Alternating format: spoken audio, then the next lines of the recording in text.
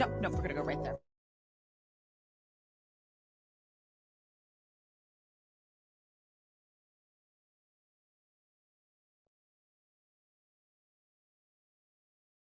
Great privilege and honor to welcome the High Representative for Foreign Affairs and Security Policy of the European Union, Vice President Commissioner Josep Borrell. Thank you for joining us. Yes, please give your warm applause. Thank you. Thank you. High Representative, what an extraordinary moment for the EU to be part of NATO's 75th anniversary and summit.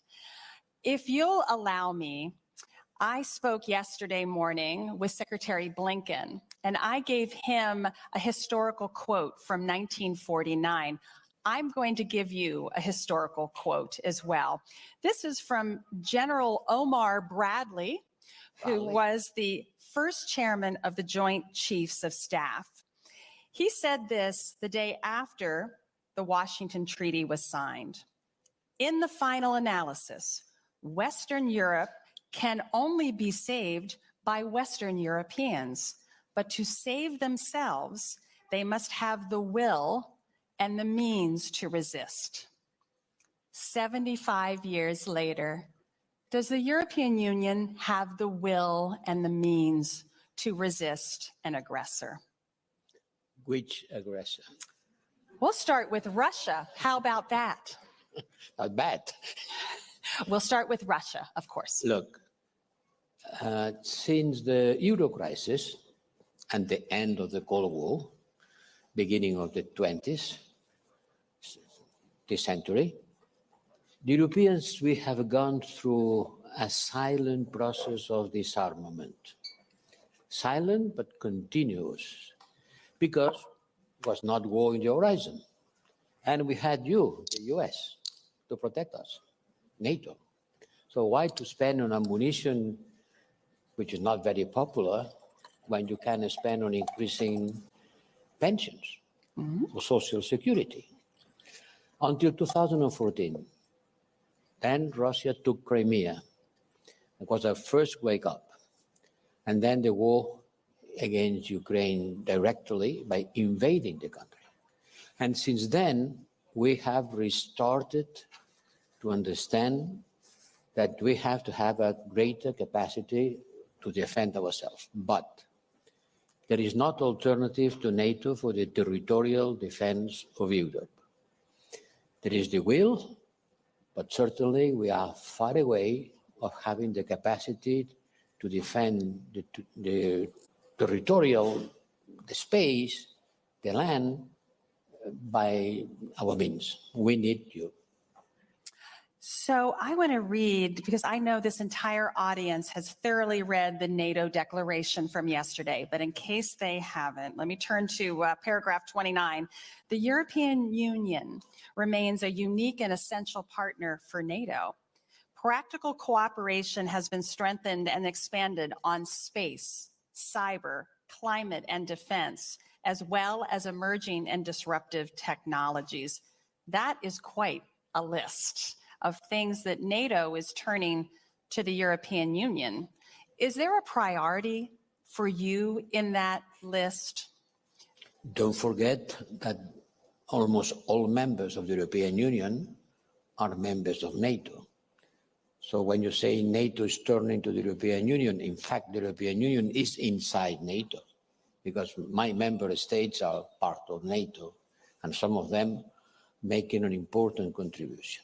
But the war itself has changed. Today is not just about tanks invading a territory, it's people invading your mind. It's colonizing your spirit. It's disinformation. It's cutting the cyber systems in order to paralyze you without sending a single bullet. The new forms of war requires a different kind of answer. And on that, we are certainly very much engaged. And I can say that we are quite good on cyber defense. We are quite good on fighting disinformation. You cannot imagine how important is disinformation. People are suffering attacks on their mind, trying to resist a thing that falls, but looks true. Then how do you resist against that? You need a different kind of army. You need people watching the networks. You need people explaining things the way they are, counter-programming, giving right information to the people, trying to avoid interference on the electoral process. Don't dismiss this kind of war. It's not just sending bombs and tanks. It's just sending news and occupying the cyberspace. And on that, the European Union has a certain important contribution to do. Really, the mind is the battlefield, certainly the mind citizens. is it's not only the cyberspace, the deep sea, it's also the mind of the people. You see, when you go to some African countries and you see people supporting Putin, supporting what Putin is doing in Donbass, saying Putin has saved Donbass, now he will come to Africa and save us. What kind of intellectual process is behind this kind of attitude? Well, a lot of people invading the networks, a lot of people disseminating lies, a lot of people colonizing the mind of the others. Absolutely. You gave an interview earlier this week where you said the future of Europe's security will be determined in Ukraine.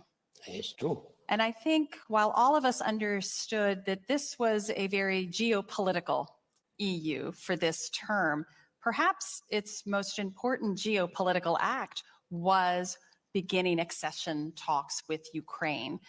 But the EU is doing much more. Obviously, defense industrial capacity is essential. Help us understand how the EU as a defense actor is working towards increased industrial production. In Europe or in Ukraine? Well, both. Both.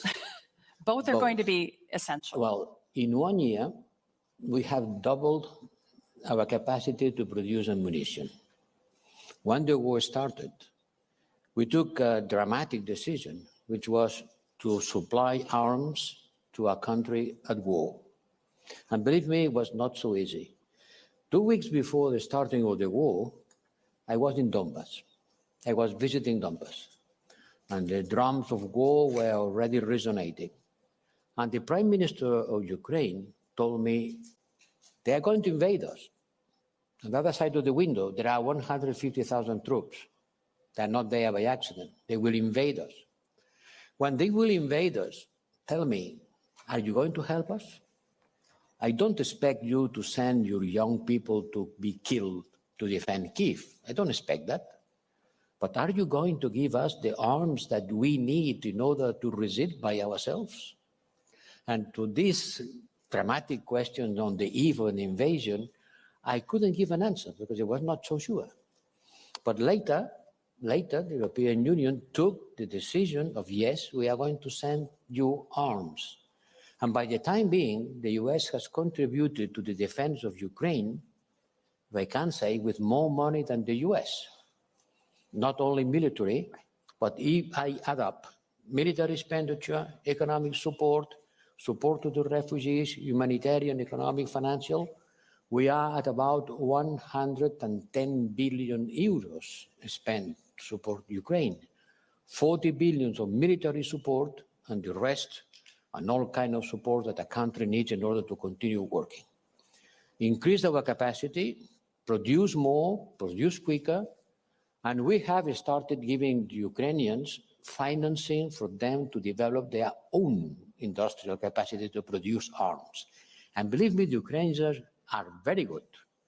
I was in Kyiv, and I visited a factory where they produce drones. Drones like a pizza, this size. They produce 500 drones per day. These drones can transport an explosive charge of 4 kilograms, enough to kill a tank.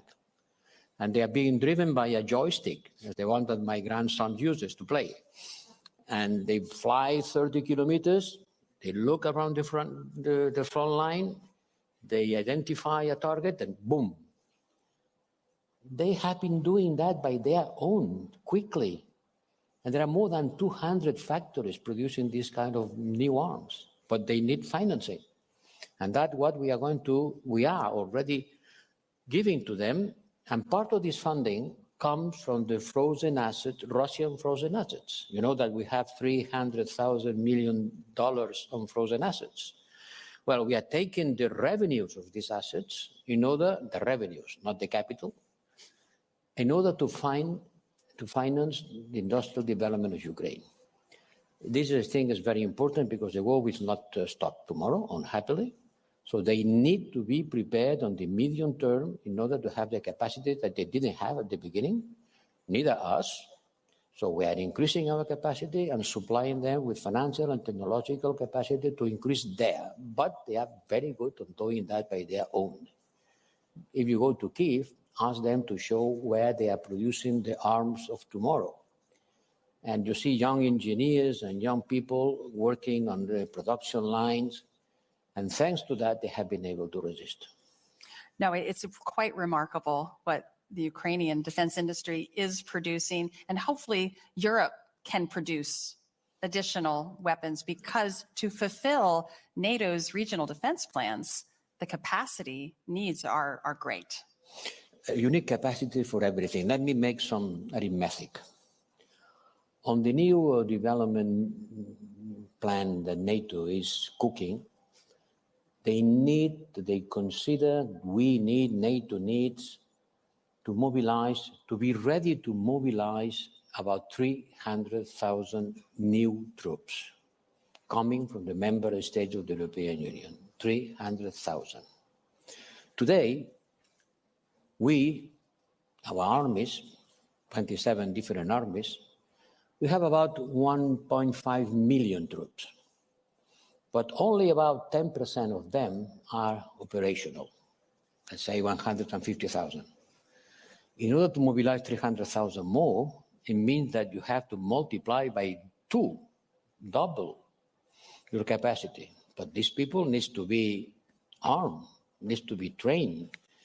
They don't send people to the front line empty hands. Can you imagine the amount of resources that we need in order to reach this level of preparedness? This is a target for the industry. We have to mobilize our capacity. We have it, just it needs to be mobilized. And to try to do that, not in a fragmented manner. You have a Pentagon. You are in a state. You have an industrial sector that doesn't make a difference if it is in Pennsylvania or in Miami or in Alaska. They're Americans. And there is someone who is taking the lead and organizing the buying of arms for a single army. Now imagine 27 different armies with 27 different industrial sectors, with 27 different national interests. Fragmentation, division, it's a big problem for us. So we have to overcome this difficulty and to do that together. How do you overcome it? Well, by incentivizing, by saying, if you go together, you will have a premium. Instead of having 25 different types of tanks, let's look for 2 or 3 in order to concentrate the capacity and avoid having dispersion with all the logistic costs that it represents. This means having financial resources in order to implement a policy which is not to substitute the 27 different armies, but to build interoperability among the different armies, to avoid pitfalls, to avoid duplications. Maybe we have too many of the same asset, and we don't have another kind of asset, which is critical. This is a kind of a puzzle. How do we go from 27 completely different and isolated to still 27, but sharing resources, being able to work together, mobilize troops and capacities, to make that an ammunition used by the German army can be used exactly for another European army. This is something that allies logistics, technology, organization to overcome the national differences. The purpose is not to build the European army.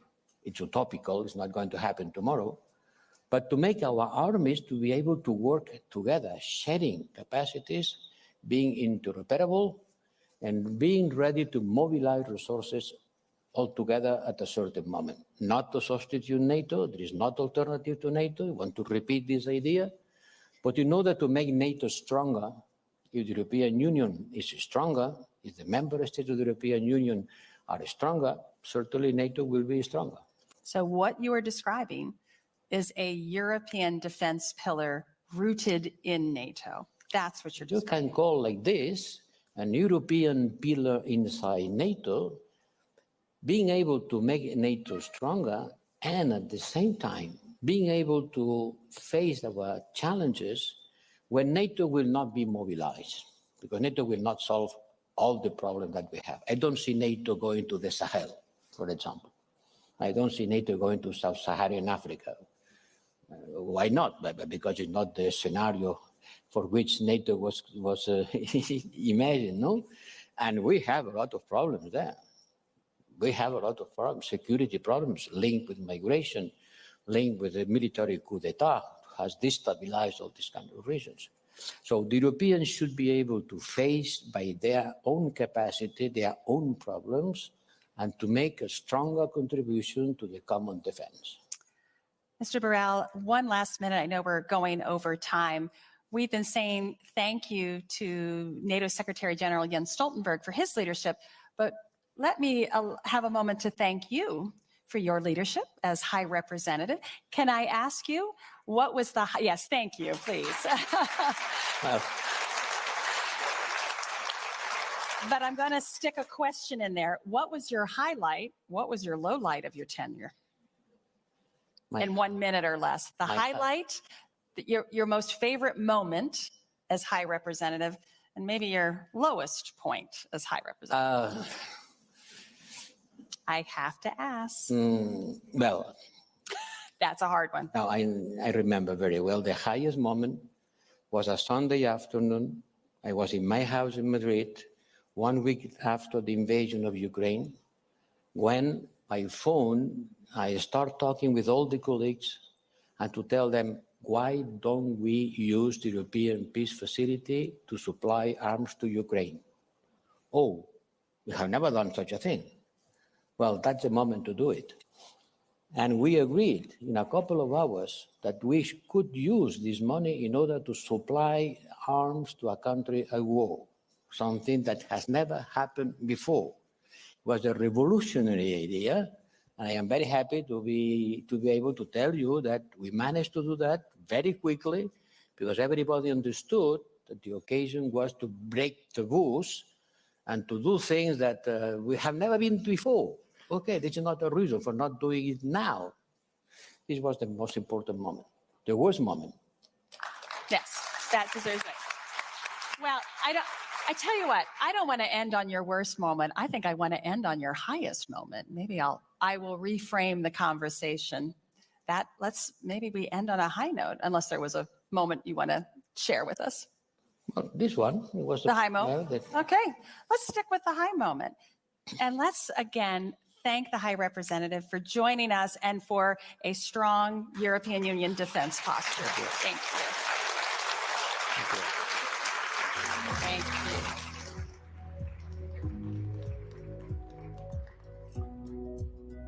Thank you very much, Heather. Thank you, Vice President.